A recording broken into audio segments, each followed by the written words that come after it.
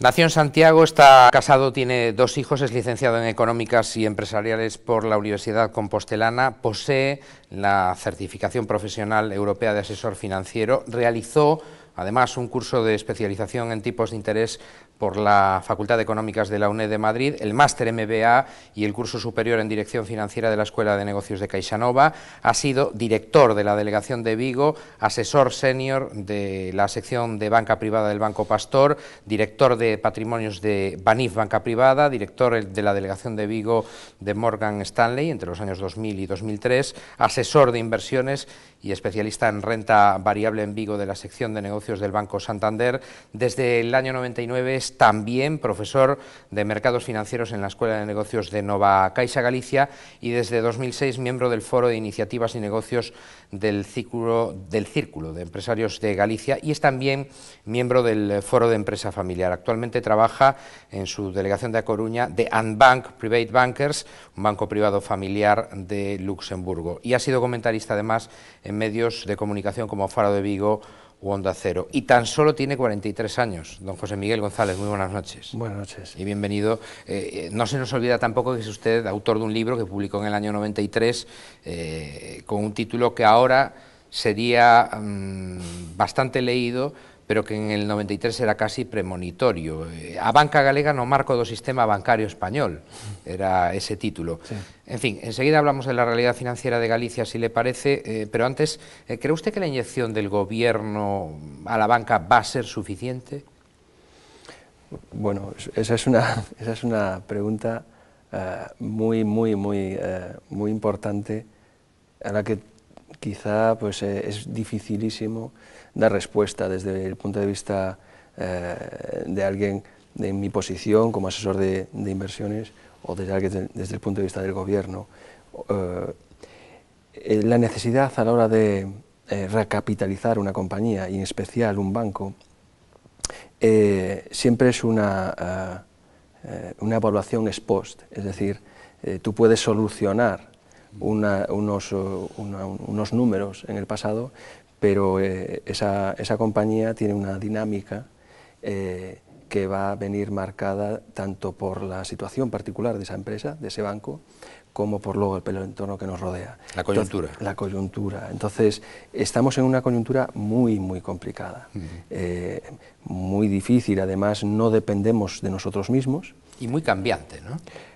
Por supuesto, en donde el foco de atención, los resortes que puedes utilizar para poder salir han ido cambiando, en donde el protagonismo también de los participantes cambia, el liderazgo. Entonces, decir, con esta cantidad de dinero, con esta inyección, con lo que vamos a hacer es suficiente, bueno, eso, en fin, ojalá, evidentemente, pero no podemos categóricamente afirmarlo, es imposible. Es más, podríamos decir incluso todo lo contrario, podemos encontrarnos a futuro que la situación se puede enderezar hasta el punto de que esa recapitalización puede ser, bueno, pues más que suficiente, no solamente no llegar. ¿Qué ocurre? Las perspectivas ahora mismo, pues buscar algo, esos brotes verdes, ¿no? Es muy difícil. Y en el corto plazo, pues creo que lo que nos queda todavía es una travesía en el desierto y esperemos que sí, que sea suficiente, pero evidentemente decir que es suficiente en el sentido de garantizar, no podemos decirlo. En cualquier caso, ¿qué consecuencias cree usted que pueden tener la inyección desde el punto de vista de que se ha hecho bastante más tarde que en otros estados europeos? Y quizá con retraso, ¿no? En el caso español. En el caso de la banca española. Bueno, digamos, el juzgar ahora, a toro pasado, si lo que estamos haciendo hoy deberíamos hacerlo hace 2 años, yo creo que tiene ya poco valor. Es decir, creo que quizá tenemos un exceso de juzgar todo lo que ha ocurrido.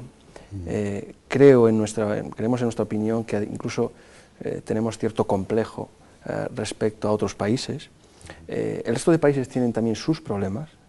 El caso americano tiene un problema, por ejemplo, fiscal muy grave, muy importante.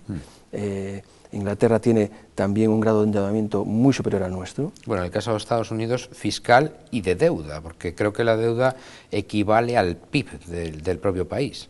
Una barbaridad. Bueno, si estás mirando lo que es deuda pública, sí, pero si coges todo el endeudamiento, tiene un endeudamiento muy similar a España. Y en el caso, por ejemplo, inglés, estaríamos hablando pues que lo supera ampliamente. Si nosotros estamos del orden del 300, algo más del 300% sobre el PIB, el caso inglés estamos hablando del 500 para arriba, ¿no? En cualquier caso, don José Miguel, algunos analistas opinan, les hemos escuchado en las últimas semanas y meses, que este refuerzo de capital a los bancos españoles podría hacer que el crédito comenzara a fluir en cuestión de meses. ¿Se incluiría usted también en ese grupo de analistas o no? A ver, evidentemente esas inyecciones, esa recapitalización se hace con ese objetivo. Calcular un impacto en 2, 3, 5, 10 meses, eso es muy difícil de garantizar. Le veo usted muy prudente con esto de las previsiones. Pero es que en un entorno tan cambiante, tan difícil, manejar previsiones de este nivel, yo creo que es no ser honesto, ¿no? Bueno, pues con el público, con los consumidores, con los ciudadanos. Pues se lo planteo de otra manera. ¿Usted cree que el crédito volverá a fluir como fluyó en España, qué sé yo, en la década de los 90, por ejemplo? La pregunta anterior era en unos meses, en 6 meses. Yo no creo que en 6 meses fluya de esa manera. Yo creo que, vamos, analistas, economistas, gestores, que tienen bajo su responsabilidad decisiones de inversión, no esperan semejante milagro. Pero sí que creemos que en el corto plazo, las medidas que se van a incorporar, el impacto que tendremos es un impacto que no va a ser positivo, más bien es un impacto negativo. Sin embargo, entendemos que esas medidas que hay que aplicar son en cierto modo necesarias para que en una segunda etapa, que esperemos que sea lo más pronto posible, sí veamos la construcción de crecimiento económico y por lo tanto crédito, por lo tanto consumo. A ver, no solamente es pagar la deuda o buscar la fórmula de pagarla, no solamente es una cuestión de, oye, ¿cuándo va a fluir el crédito de la banca a la pequeña empresa, al empresario, a las familias? Es decir, se trata de que tenemos un problema de deuda muy elevada, que irremediablemente tenemos que bajar, tenemos que reducir, y mientras vamos amortizando esa deuda, sea como sea, es decir, con la fórmula que sea, para poder tener consumo, para que los bancos puedan prestar, para que las empresas puedan volver a pensar en financiar proyectos nuevos de inversión. Llevar a cabo medidas de crecimiento. Exacto. El endeudamiento tiene que bajar y la historia nos demuestra que ese endeudamiento tiene que bajar en un 30% y estamos a medio camino todavía. Aún nos queda mucho. En cualquier caso, ¿usted no cree que la economía española, mirando a estos años atrás, estaba excesivamente basada en el crédito? Me explico. En España tenemos entre un 70 y un 80%, no vamos a concretar, sí, de pequeñas y medianas empresas, sí, es decir, correcto, son la inmensa mayoría. Las pequeñas y medianas empresas no se basaban excesivamente en el crédito, es decir, no se utilizaba el crédito para ampliar negocio en muchas ocasiones, sino para pagar a proveedores, para seguir manteniendo el negocio. Es decir, que era una economía, en cierto modo, bastante delicada, ¿no? A ver, eso era así. Podemos calificarlo más o menos, pero era así. Pero también tenemos que recordar una cosa. Era así también en Estados Unidos, era así también en Inglaterra, era así también en muchos países.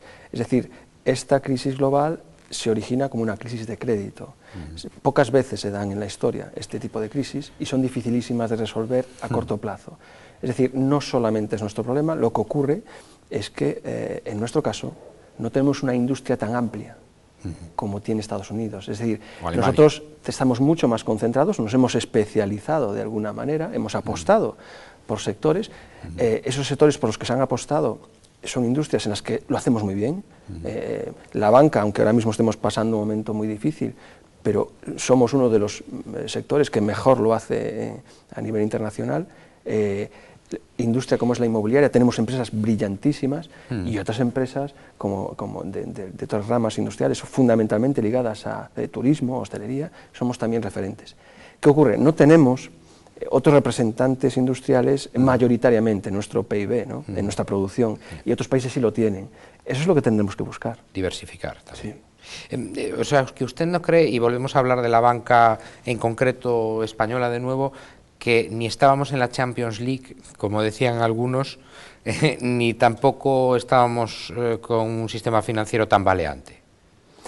No, un sistema financiero tambaleante no, desde luego que no. A ver, la Champions League depende de cómo mires un ranking.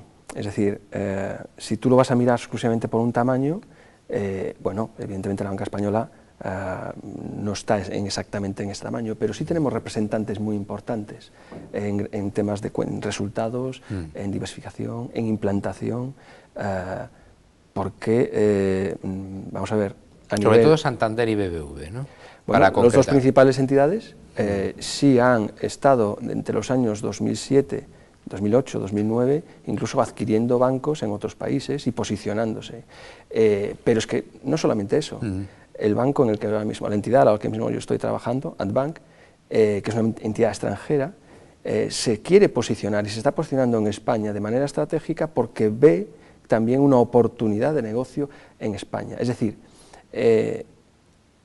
un momento de crisis en este sector muy fuerte, muy importante, con unas consecuencias tanto para adentro, para el propio sector, como para afuera, sus clientes, sin embargo, son precisamente los momentos en donde surgen las oportunidades de cambiar, de aprender lecciones del pasado, y se pueden hacer tanto desde este mismo país, como es el caso de un banco extranjero que apuesta por España y se va y se establece captando talento de español, contratando y con idea incluso hasta de prestar y dar un servicio, mejorando toda esa frustración que muchísimos clientes españoles ahora mismo sienten con sus entidades financieras. Luego entramos en ese detalle. Quiero decir con esto que, a ver, sí que en muchos aspectos podemos decir que la banca española sí está en la Champions League, claro que sí, y somos un referente.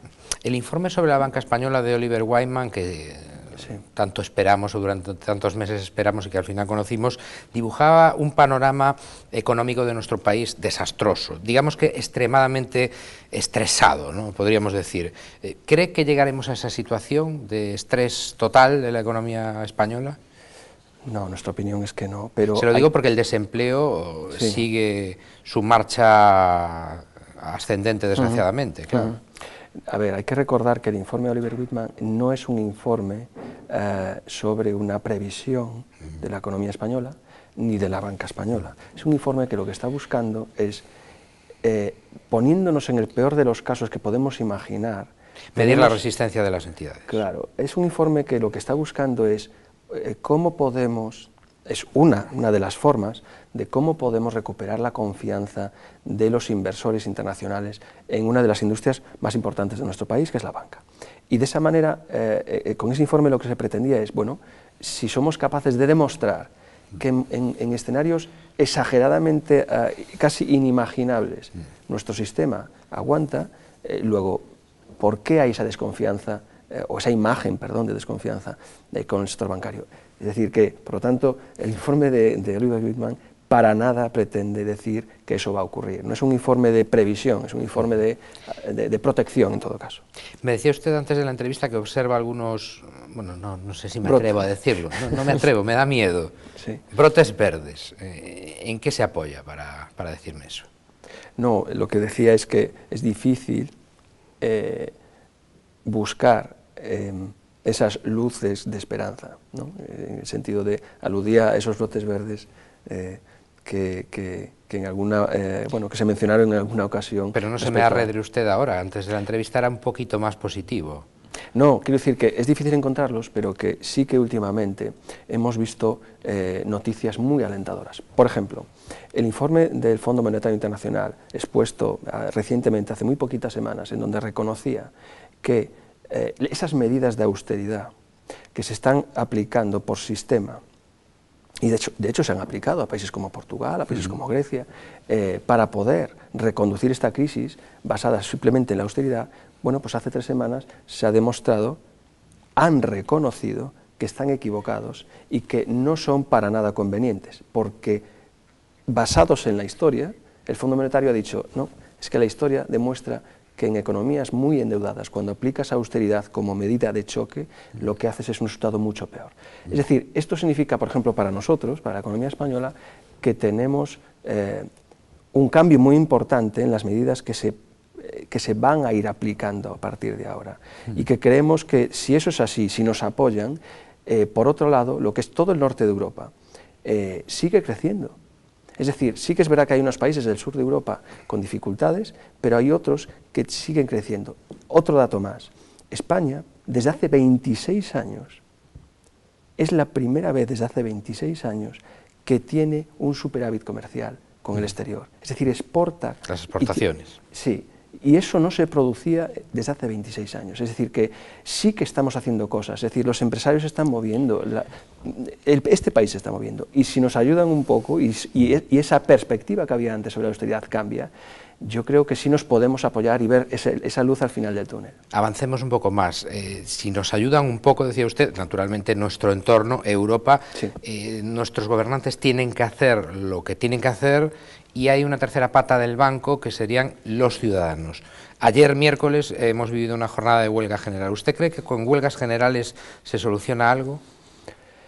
Bueno, vamos a ver. Yo no, Las huelgas generales entiendo que son protestas y es una especie de transmitir un descontento.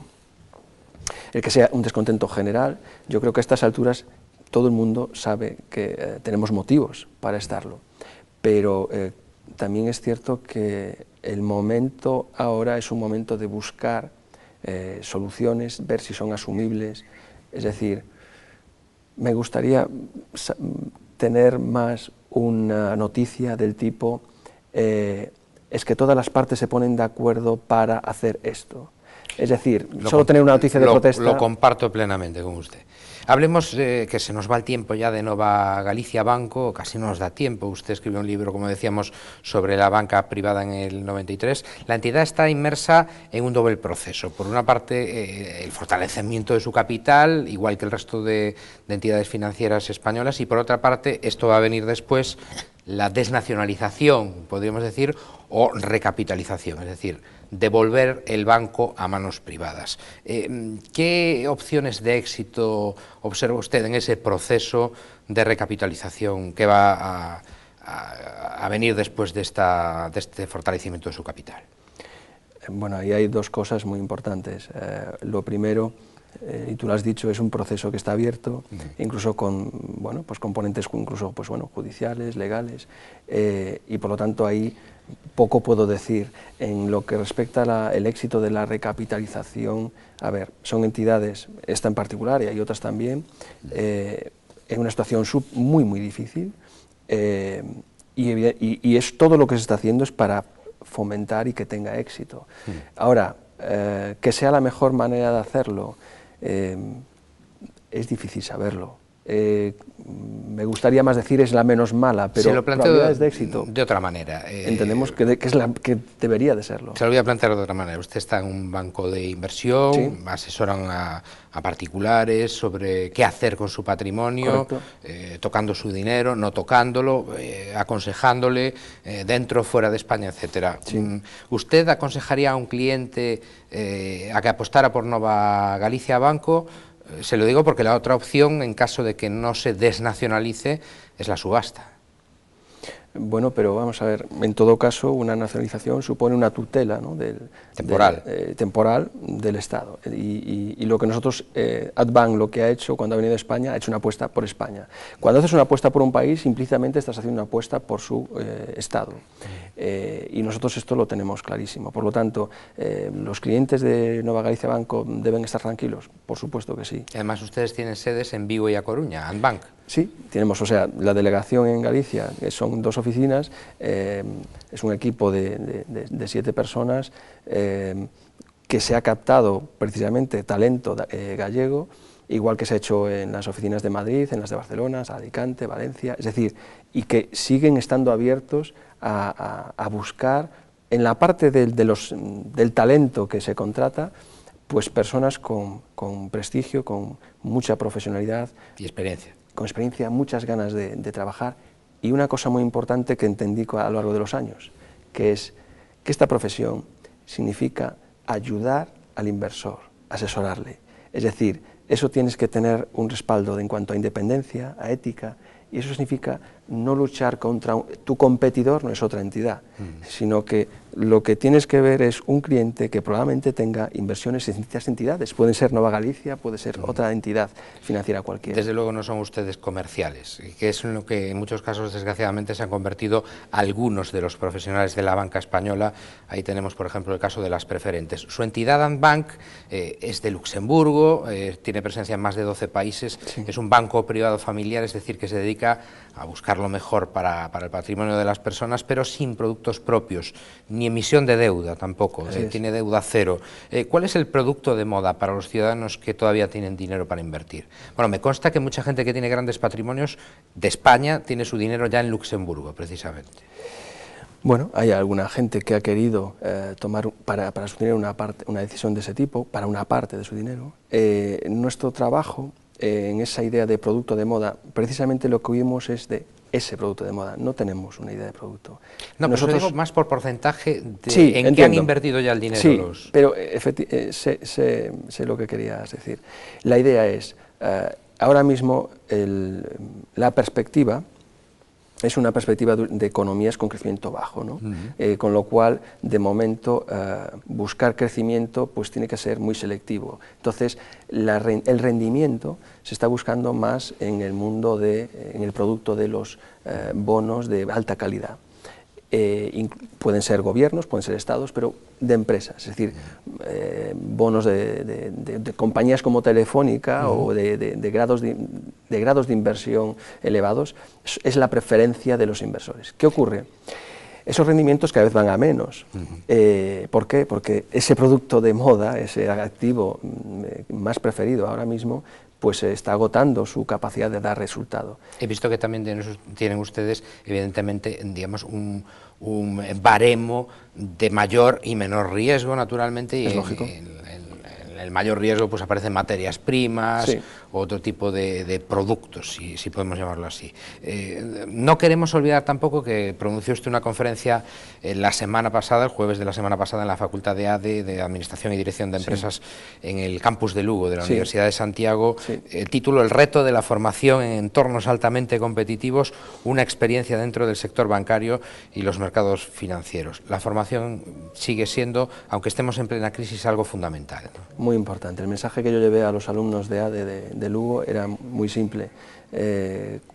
La competitividad, que es una de las ideas que tienen sobre España muy negativas, no es correcta. Es decir, cuando tú segmentas el empresariado español, es verdad que el 80% son pequeñas y medianas empresas, pero las grandes compañías españolas son mucho más competitivas, por ejemplo, que las alemanas, y ya está demostrado. Lo que significa, y fue lo que les transmití a estos alumnos, fue: yo he trabajado en compañías más pequeñas y más grandes, y sigo siendo el mismo. Es decir, el problema de la competitividad es un problema de tamaño. Probablemente ese 80% de pymes en España, que es nuestra característica, podamos hacer algo por resolverlo, pero lo que sí depende de nosotros es que el mejorar, el ofrecer productos innovadores, imaginar, eso tiene que ver con la formación. Estos alumnos tienen que comprender que el paro juvenil, que es un dato que se suele dar, que es así a bote pronto muy dramático en España. Sí, uno de cada dos jóvenes. Sin embargo, el 80% de ese paro juvenil son jóvenes muy poco formados. Es decir, el joven universitario español no tiene un paro tan elevado. Es decir, la persona que está preparada tiene capacidad para salir. Y muchas más opciones. Desde luego. Pues don José Miguel González, que sigan ustedes digo, Andbank con un rating A negativo, que es algo tremendamente positivo, aunque lleve el negativo. Sí, pero es que ya no hay de esas entidades. No quedan de esas entidades, que sigan ustedes en el futuro con ese rating. Y me gustaría mucho, no solo solo hablar con usted en una próxima ocasión, sino poder tener un patrimonio suficiente como para poder trabajar con Andbank, que también mucha gente pueda hacerlo naturalmente en nuestro país. Gracias por haber estado con nosotros y muy buenas noches. Muchas gracias a vosotros. Y ustedes saben que tienen con nosotros aquí una cita de lunes a jueves a las 9:30 en Nove Acción, Popular Televisión Galicia, a eso de las 9:30. Repetimos, que pasen una feliz jornada, lo que queda de ella.